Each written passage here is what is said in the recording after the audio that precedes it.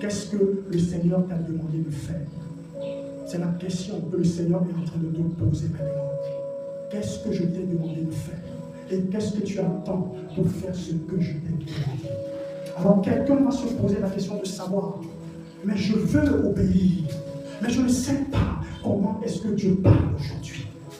Je veux obéir, je veux faire, Seigneur, ce que tu m'as recommandé, mais je ne connais pas les méthodes, les façons dont tu passes aujourd'hui pour reconnaître ta parole, pour reconnaître que c'est toi qui es en train de me parler.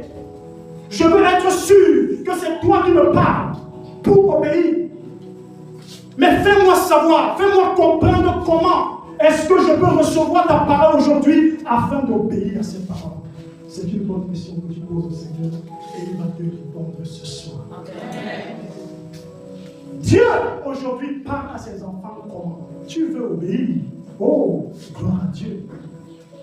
Mais tu veux savoir comment est-ce que Dieu parle. Dieu parle à ses enfants aujourd'hui. Première chose, la bouche du prophète. Dis à ton voisin la bouche du prophète. La bouche du prophète. La bouche du prophète. Amos 3, verset 7. Je vais lire. Amos 3, verset 7 dit: car le Seigneur, l'Éternel, ne fait rien sans avoir révélé son secret à ses serviteurs, les prophètes. La bouche du prophète. La bouche du prophète. Dieu parle par la bouche du prophète. Ésaïe 44, verset 26. Je confirme la parole de mon serviteur et j'accomplis ce que prédisent mes envoyés. La bouche du prophète. Peuple de Dieu, la bouche du prophète. Généralement, dans l'église, nous sommes distraits. Et nous ne comprenons pas que lorsque l'homme de Dieu est en train de prêcher, à partir de maintenant, ouvrez les yeux quand papa est en train de prêcher. Peut-être que tu ne le voyais pas avant. Il y a toujours un moment, quand il commence à prêcher, tu as l'impression que c'est lui au début. Mais il y a toujours un moment pendant la prédication où il est sous onction. Et à partir de ce moment-là, quand il te parle, ce n'est plus lui qui est en train de te parler. C'est Dieu qui est en train de te parler au travers de lui. C'est un peu comme le vin. Lorsqu'un homme prend du vin, le vin ne fait pas son effet sur cet homme tout de suite. C'est quelques minutes après que le vin commence à faire son effet. C'est la même chose avec l'onction du Saint-Esprit. Lorsque l'onction du Saint-Esprit vient sur un homme, lorsqu'un homme prend le vin et que son effet, le vin commence à faire son effet, parfois il te dit des choses que lui-même n'a même pas préparées. C'est-à-dire qu'il est contrôlé par le vin. Je suis pas en train de dire qu'il faut boire, s'il te plaît, c'est un exemple. Il te dit des choses parce qu'il est déjà sous l'effet du vin. C'est la même chose avec l'homme de Dieu, avec les serviteurs de Dieu. Quand il est en train de prêcher, à un certain moment, il est déjà sous onction. Et il te dit des choses que parfois lui-même n'a pas préparées dans son carrière. La bouche du prophète. La bouche du prophète. La bouche des oies de Dieu. La bouche du prophète. Dieu te parle par la bouche du prophète. Je veux obéir. Mais comment est-ce que tu me parles aujourd'hui, Seigneur? Je te parle par la bouche du prophète. Je te parle par la bouche de mon serviteur. 2. Je veux obéir. Mais Seigneur, comment est-ce que tu parles aujourd'hui? Dieu parle aussi par le témoignage intérieur. Dis à ton voisin le témoignage intérieur. Le témoignage intérieur. Je suis sûr que tu te demandes ce que c'est. La Bible dit dans le livre de Romains 8, verset 16, que l'Esprit rend témoignage à notre esprit que nous sommes enfants de Dieu. Si tu es enfant de Dieu, l'Esprit de Dieu habite en toi. Et l'une des missions de l'Esprit, c'est de te rendre témoignage afin de te conduire dans les affaires de la vie. Lis un peu Acte 20, verset 22 à 23. Acte 20, verset 22 à 23. C'est Paul qui est en train de parler. Actes chapitre 20, versets 22 à 23. versets 22 à 23. Et maintenant, voici, lié par l'Esprit, je vais à Jérusalem, ne sachant pas ce qui m'y arrivera. Seulement, de ville en ville, l'Esprit Saint m'avertit que des liens et des tribulations m'attendent. Mais je ne fais pour moi-même aucun cas de ma vie. Jusque-là dans l'étude. Paul est en train de voyager. C'est un homme ouin. C'est un homme qui a l'Esprit de Dieu en lui.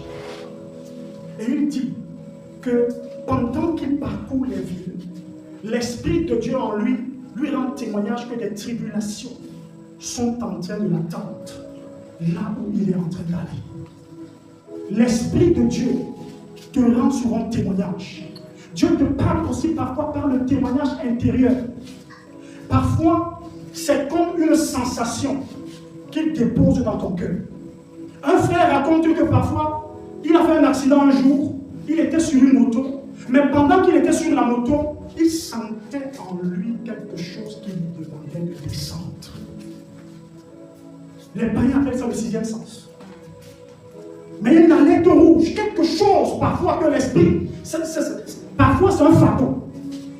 Il te demande de faire quelque chose, il dépose un fardeau dans ton esprit. Tu n'avais pas la pensée là hier, tu n'avais pas la pensée là avant-hier.